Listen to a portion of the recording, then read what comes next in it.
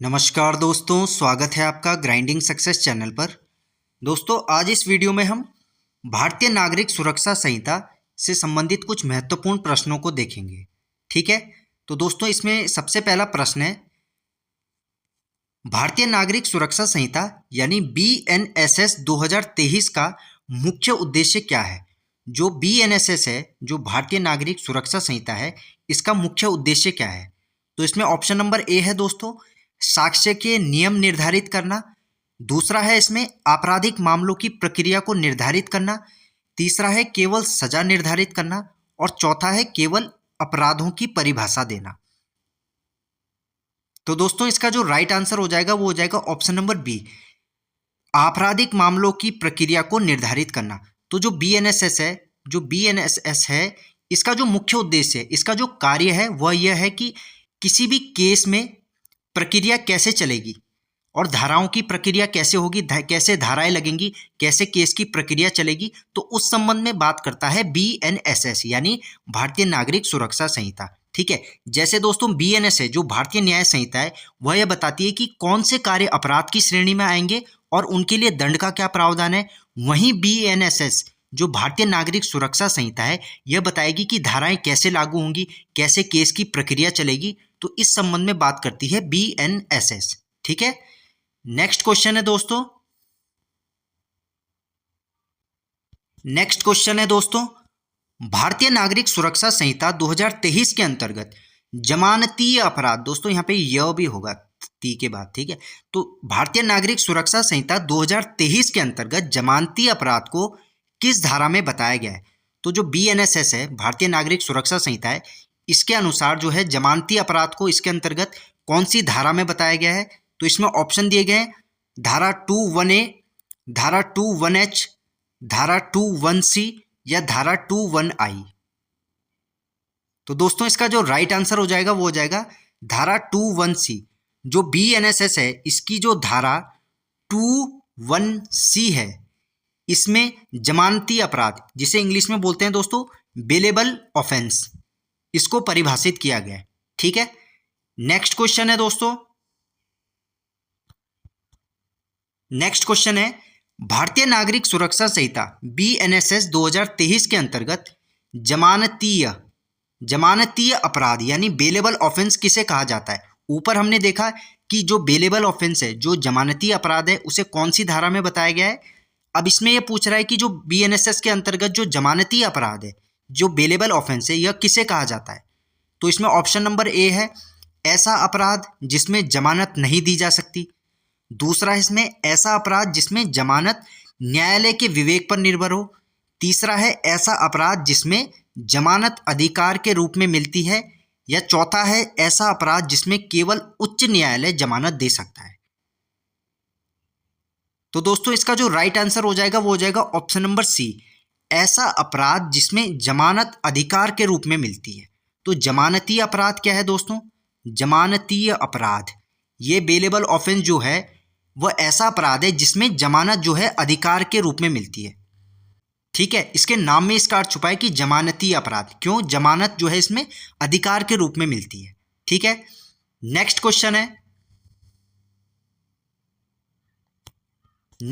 है, भारतीय नागरिक सुरक्षा संहिता BNSS 2023 के अनुसार संज्ञेय अपराध, जिसे इंग्लिश में बोलते हैं कॉग्निजेबल ऑफेंस, को किस धारा में परिभाषित किया गया है।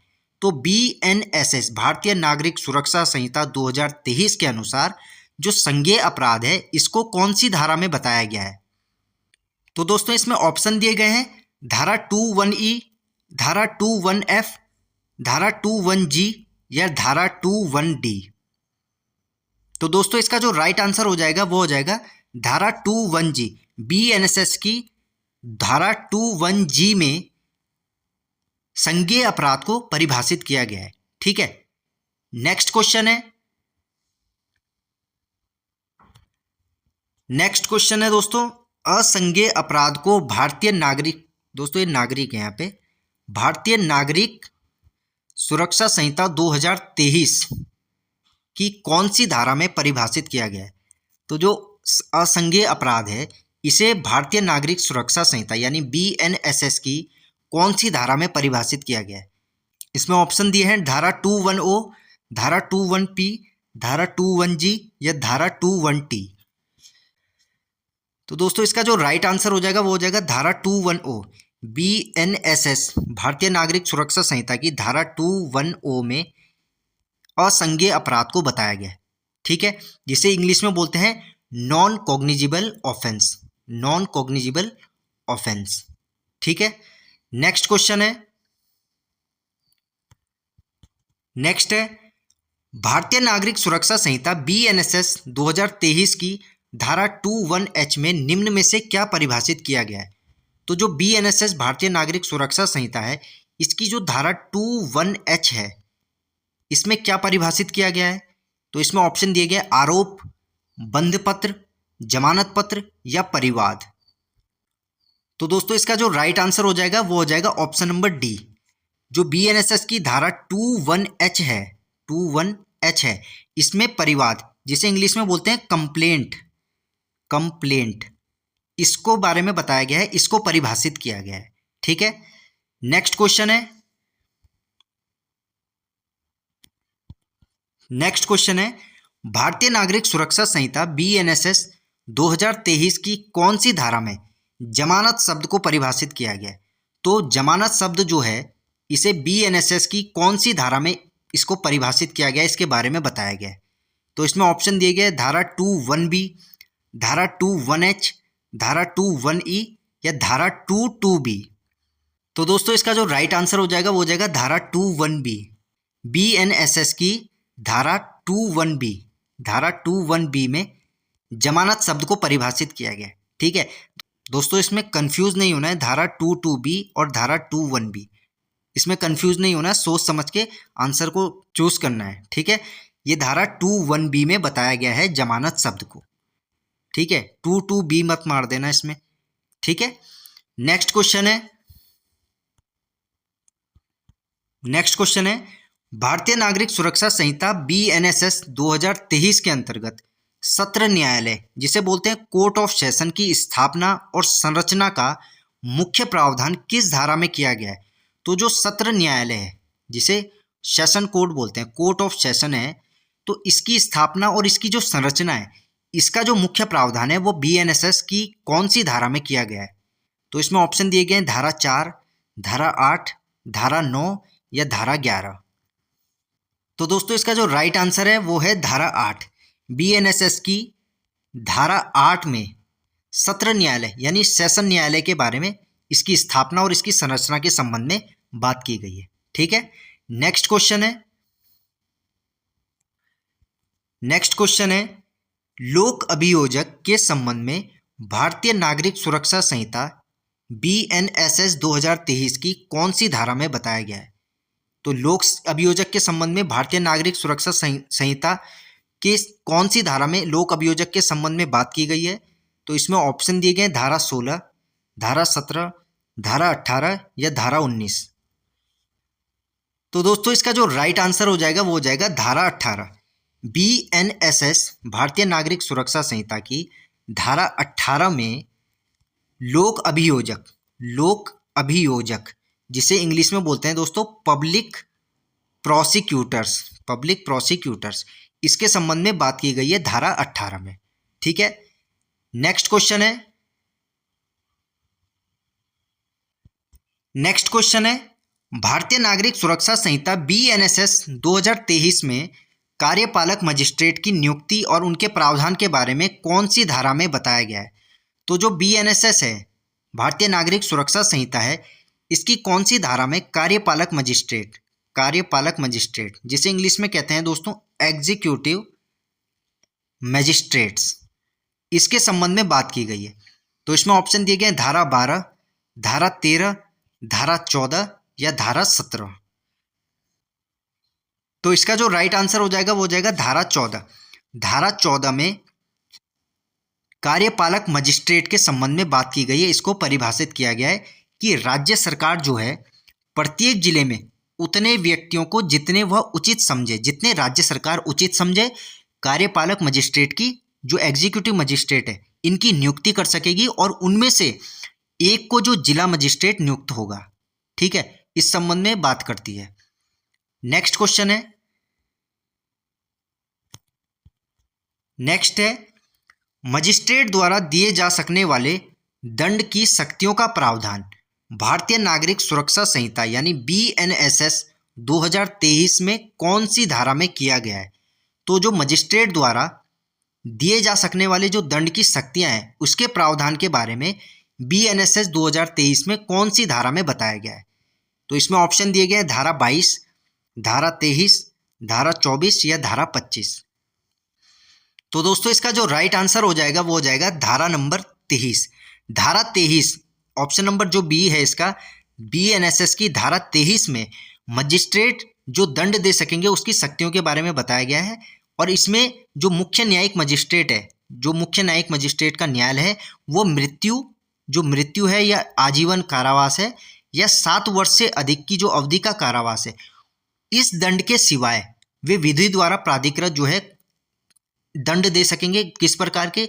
जो प्रथम वर्ग का मजिस्ट्रेट होगा वह 3 वर्ष से अनधिक नहीं है, 3 वर्ष से अनधिक अवधि के लिए जो कारावास है या 50,000 रुपये से अनधिक जुर्माने का या दोनों का या सामुदायिक सेवा जिसे कम्युनिटी सर्विस बोलते हैं इसका दंड दे सकता है। और जो दूसरे वर्ग का है, जो सेकंड क्लास का है मजिस्ट्रेट का न्यायालय, वह 1 वर्ष से अनधिक अवधि के लिए 1 वर्ष से अनधिक अवधि के लिए कारावास का या 10,000 रुपये से अनधिक जुर्माने का या दोनों का या सामुदायिक सेवा का जो कम्युनिटी सर्विस है इसका दंड दे सकेगा। ठीक है, तो यह बताया गया है दोस्तों धारा 23 में। नेक्स्ट है,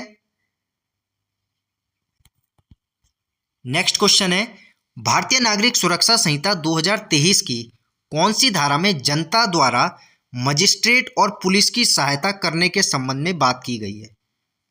तो BNSS भारतीय नागरिक सुरक्षा संहिता की कौन सी धारा में जनता द्वारा मजिस्ट्रेट और पुलिस की सहायता करने के संबंध में बात की गई है? कौन सी धारा बताती है? इसमें ऑप्शन दिए गए धारा 31, धारा 32, धारा 33 या धारा 34। तो दोस्तों इसका जो राइट आंसर हो जाएगा वो हो जाएगा ऑप्शन नंबर ए। BNSS की धारा 31 में जनता द्वारा मजिस्ट्रेट और पुलिस की सहायता करने के संबंध में बात की गई है। धारा 31 में क्या कहा गया है कि प्रत्येक व्यक्ति ऐसे मजिस्ट्रेट या पुलिस की सहायता करने के लिए आबद्ध है यानी बाउंड है यदि कोई ऐसा व्यक्ति है जिसे मजिस्ट्रेट या पुलिस अधिकारी गिरफ्तार करने के लिए प्राधिकृत है। ठीक है, उसे पकड़ने में या यदि वो भागने की सोच रहा है तो उसे रोकने के लिए इस चीज में जनता जो है मजिस्ट्रेट और पुलिस की सहायता करेंगे। ठीक है, यह बताती है BNSS की धारा 31। नेक्स्ट क्वेश्चन है, नेक्स्ट क्वेश्चन है भारतीय नागरिक सुरक्षा संहिता BNSS 2023 की कौन सी धारा के तहत गिरफ्तार किए गए व्यक्ति को पुलिस पूछताछ के दौरान अपनी पसंद के वकील से मिलने का अधिकार दिया गया है? तो BNSS भारतीय नागरिक सुरक्षा संहिता की कौन सी धारा के तहत जो गिरफ्तार किया गया व्यक्ति है इसे पुलिस पूछताछ के दौरान अपने पसंद के वकील से मिलने का अधिकार दिया गया है? इसमें ऑप्शन दिए गए धारा 37, धारा 38, धारा 39 या धारा 40। तो दोस्तों इसका जो राइट आंसर है वो हो जाएगा धारा 38। BNSS की धारा 38 गिरफ्तार किए गए व्यक्ति को पूछताछ के दौरान उसे अपनी पसंद के वकील से मिलने का अधिकार देती है। ठीक है, तो धारा 38 में क्या कहा गया है कि यदि किसी व्यक्ति को गिरफ्तार कर लिया जाता है, जब किसी व्यक्ति को गिरफ्तार कर लिया जाता है और पुलिस पूछताछ की जाती है तो जो वो गिरफ्तार व्यक्ति है वो पूछताछ के दौरान अपनी पसंद के वकील या अधिवक्ता से मिलने का हकदार होगा। ठीक है, यह बताया गया है धारा 38 में। नेक्स्ट क्वेश्चन है, नेक्स्ट क्वेश्चन है भारतीय नागरिक सुरक्षा संहिता BNSS 2023 के अंतर्गत गिरफ्तारी करने की कानूनी प्रक्रिया और विधि को कौन सी धारा में बताया गया है? तो BNSS की कौन सी धारा में गिरफ्तारी जो करने की कानूनी प्रक्रिया है, गिरफ्तारी की जो कानूनी प्रक्रिया है, जो उसकी विधि है, इसे कौन सी धारा में बताया गया है? तो इसमें ऑप्शन दिए गए धारा 41, धारा 42, धारा 43 या धारा 44। तो दोस्तों इसका जो राइट आंसर हो जाएगा वो हो जाएगा धारा 43। BNSS की धारा 43 में गिरफ्तारी करने की जो कानूनी प्रक्रिया है, जो उसकी विधि है, इस संबंध में बात की गई है कि गिरफ्तारी किस प्रकार से की जाएगी। ठीक है, इसकी प्रक्रिया को बताया गया है। नेक्स्ट क्वेश्चन है बलात्संग के अपराधी व्यक्ति की चिकित्सा व्यवसायी द्वारा परीक्षा को भारतीय नागरिक सुरक्षा संहिता 2023 की कौन सी धारा के अंतर्गत बताया गया है? तो बीएनएसएस की कौन सी धारा में बलात्संग को बोलते हैं दोस्तों इंग्लिश में रेप, तो बलात्संग के अपराधी व्यक्ति की चिकित्सा व्यवसायी द्वारा परीक्षा को भारतीय नागरिक सुरक्षा संहिता 2023 की कौन सी धारा के अंतर्गत बताया गया है? इसमें ऑप्शन दिए गए धारा 50, धारा 76, धारा 47 या धारा 52। तो दोस्तों इसका जो राइट आंसर हो जाएगा वो हो जाएगा ऑप्शन नंबर डी, बीएनएसएस की धारा 52 में बलात्संग के अपराधी की चिकित्सा व्यवसायी द्वारा परीक्षा के संबंध में बात करता है, यानी examination of person accused of rape. ठीक है, तो इसका जो मेडिकल प्रैक्टिशनर रहेगा वो इसका एग्जामिनेशन करेगा। तो यह बताया गया है बीएनएसएस की धारा 52 में। ठीक है, नेक्स्ट क्वेश्चन है बिना वारंट गिरफ्तार किए गए व्यक्ति को कितने घंटे के भीतर मजिस्ट्रेट के सामने पेश करना अनिवार्य है और इसे भारतीय नागरिक सुरक्षा संहिता 2023 की कौन सी धारा के अंतर्गत परिभाषित किया गया है? तो बीएनएसएस की कौन सी धारा में यह बताया गया है कि जो बिना वारंट गिरफ्तार किए गए जो व्यक्ति है इसे कितने घंटे के भीतर, कितने समय के भीतर मजिस्ट्रेट के सामने पेश करना अनिवार्य है और इसे भारतीय नागरिक जो सुरक्षा संहिता है 2023 है, बीएनएसएस है, इसकी कौन सी धारा में इसे बताया गया है? तो इसमें ऑप्शन नंबर ए है 12 घंटे धारा 54, 12 घंटे धारा 55, 6 घंटे धारा 56 या 24 घंटे धारा 58। तो दोस्तों इसका जो राइट आंसर हो जाएगा वो हो जाएगा ऑप्शन नंबर डी, बीएनएसएस की धारा 58 में जो गिरफ्तार किया गया व्यक्ति है इसे 24 घंटे से अधिक निरुद्ध न किया जाए, यह बताया गया धारा 58 में। ठीक है, 24 घंटे के भीतर इसे मजिस्ट्रेट के सामने पेश करना होगा। ठीक है, इसे धारा 58 में परिभाषित किया गया है। नेक्स्ट क्वेश्चन है समन की तामील के संबंध में भारतीय नागरिक सुरक्षा संहिता 2023 की कौन सी धारा में बताया गया है? तो बीएनएसएस की कौन सी धारा में जो समन्स है इसकी तामील के बारे में बताया गया है?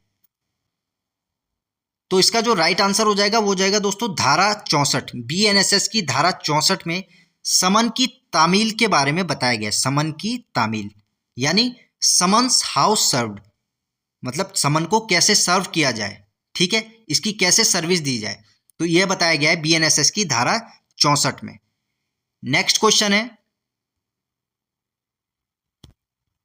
नेक्स्ट है फरार व्यक्ति के लिए उद्घोषणा के संबंध में भारतीय नागरिक सुरक्षा संहिता बीएनएसएस 2023 की कौन सी धारा में बताया गया है? तो बीएनएसएस की कौन सी धारा में जो फरार व्यक्ति है इसकी उद्घोषणा के संबंध में भारतीय नागरिक सुरक्षा संहिता में कौन सी धारा में इसके संबंध में बात की गई है? तो इसमें ऑप्शन दिए गए धारा 82, धारा 65, धारा 76 या धारा 84। तो दोस्तों इसका जो राइट आंसर हो जाएगा वो हो जाएगा ऑप्शन नंबर डी, धारा 84। बीएनएसएस की धारा 84 में फरार जो व्यक्ति है, जो एब्सकॉन्डिंग पर्सन है, इसकी उद्घोषणा के संबंध में बात की गई है धारा 84 में। ठीक है, नेक्स्ट है भारतीय नागरिक सुरक्षा संहिता बीएनएसएस 2023 के अंतर्गत उद्घोषित व्यक्ति की संपत्ति की पहचान और कुर्की के संबंध में कौन सी धारा में बताया गया है? तो जो बीएनएसएस है इसकी कौन सी धारा में उद्घोषित व्यक्ति जिसे बोलते हैं दोस्तों इंग्लिश में प्रोक्लेम्ड पर्सन, तो इस व्यक्ति की जो संपत्ति की पहचान है, इसकी जो आइडेंटिफिकेशन है और जो इसकी प्रॉपर्टी का अटैचमेंट है, इसके संबंध में कौन सी धारा में बात की गई है? तो इसमें ऑप्शन दिए गए धारा 80, धारा 97, धारा 88 या धारा 86। तो दोस्तों इसका जो राइट आंसर हो जाएगा वो हो जाएगा ऑप्शन नंबर डी, बीएनएसएस की धारा 86 में उद्घोषित व्यक्ति जो प्रोक्लेम्ड पर्सन है इसकी संपत्ति की पहचान और कुर्की के संबंध में बात की गई है। ठीक है, नेक्स्ट क्वेश्चन है, नेक्स्ट है भारतीय नागरिक सुरक्षा संहिता BNSS के अंतर्गत संपत्ति की जब्ती की सूचना को कौन सी धारा में बताया गया है? तो BNSS यानी भारतीय नागरिक सुरक्षा संहिता है, इसकी कौन सी धारा में संपत्ति की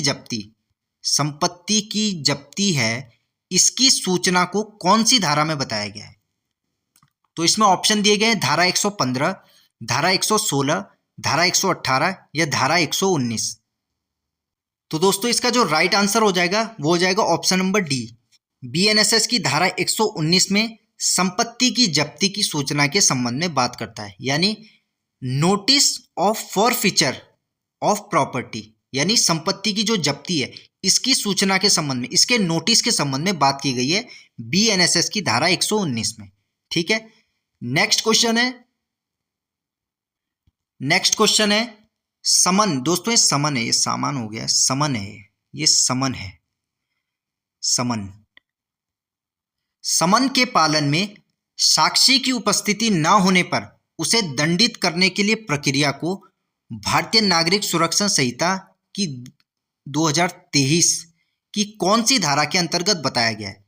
तो जो BNSS है, भारतीय नागरिक सुरक्षा संहिता 2023 है, इसके अंतर्गत समन के पालन में साक्षी की उपस्थिति न होने पर उसे दंडित करने के लिए जो प्रक्रिया है इसको BNSS की कौन सी धारा के अंतर्गत बताया गया है? तो इसमें ऑप्शन दिए गए धारा 350, धारा 379, धारा 372 या धारा 389। तो दोस्तों इसका जो राइट आंसर हो जाएगा वो हो जाएगा ऑप्शन नंबर डी। BNSS की जो धारा 389 है, 389 है, इसमें समन के पालन में जो साक्षी की उपस्थिति है, साक्षी है दोस्तों यहाँ पे विटनेस की उपस्थिति ना होने पर जो उसे दंडित करने के लिए जो प्रक्रिया है इसके संबंध में बात की गई है धारा 389 में। ठीक है